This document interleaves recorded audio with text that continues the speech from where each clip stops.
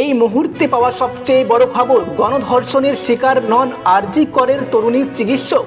রিপোর্টে উল্লেখ সিবিআই এর। আরজি কর কাণ্ডে রাজ্য সরকার প্রথম থেকেই বলে আসছিল তাদের লুকাবার কিছু নেই। আরজি কর কাণ্ডে শুধুমাত্র সঞ্জয় রায় জড়িত, এমনটাই দাবি করেছিল কলকাতা পুলিশ। দ্বিতীয় আর কারোর জড়িত থাকার কোনো প্রমাণ মেলেনি। কিন্তু রাজ্য ও কলকাতা পুলিশের সেই দাবি মানতে নারাজ ছিলেন নেটিজেনরা। তাদের দাবি আরজি করের ঘটনায় একাধিক জন জড়িত এবং রাজ্য সরকার ও কলকাতা পুলিশ তাদের বাঁচাতে চাইছে। সেই দাবি তুলেই আন্দোলন এগিয়ে নিয়ে গিয়েছেন আন্দোলনকারীরা। রাস্তায় রাস্তায় নেমে স্লোগান তোলা হয়েছে, উই ওয়ান্ট জাস্টিস। কিন্তু সেই দাবি ধাক্কা খেল সুপ্রিম কোর্টে এদিন সিবিআই এর জমা দেওয়ার তদন্তের রিপোর্টে। সেখানে নাকি দাবি করা হয়েছে আরজি করে মহিলা চিকিৎসক গণধর্ষণ করা হয়নি, একজনই ওই অপরাধের সঙ্গে যুক্ত। সূত্রে তেমনটাই জানা গিয়েছে বলে উল্লেখ করেছে দেশের একাধিক সংবাদ মাধ্যম। এমনকি তৃণমূল কংগ্রেসের তরফেও একাধিক জন টুইটের মাধ্যমে জানাতে শুরু করে দিয়েছেন। আরজি কর কাণ্ডে নিহত চিকিৎসকের অবস্থা দেখে সবাই এক বাক্যে স্বীকার করেছেন যে তার উপর মৃত্যুর আগে ও পরে ভয়াবহ অত্যাচার করা হয়েছে।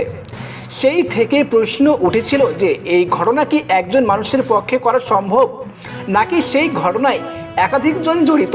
নিহত চিকিৎসকের বাবা মাও দাবি করেছিলেন সংবাদ মাধ্যমের কাছে যে এই ঘটনায় একাধিক জন জড়িত। আর তার জেরেই আন্দোলনের নামে বাম বিজেপি কর্মী সমর্থকরা রাস্তায় নেমে সোশ্যাল মিডিয়ায় দাবি তুলতে থাকেন যে আসল ঘটনা লুকিয়ে রাখা হচ্ছে, যে বা যারা এই ঘটনার সঙ্গে জড়িত তাদের বাঁচিয়ে দেওয়া হচ্ছে রাজ্য সরকার ও পুলিশের তরফে। সেই কারণে মুখ্যমন্ত্রী মমতা বন্দ্যোপাধ্যায়ের পদত্যাগ দাবি করেন। কিন্তু এদিন সেই সব আন্দোলনকারীদের বড় ধাক্কা দিল সিবিআই এর রিপোর্ট।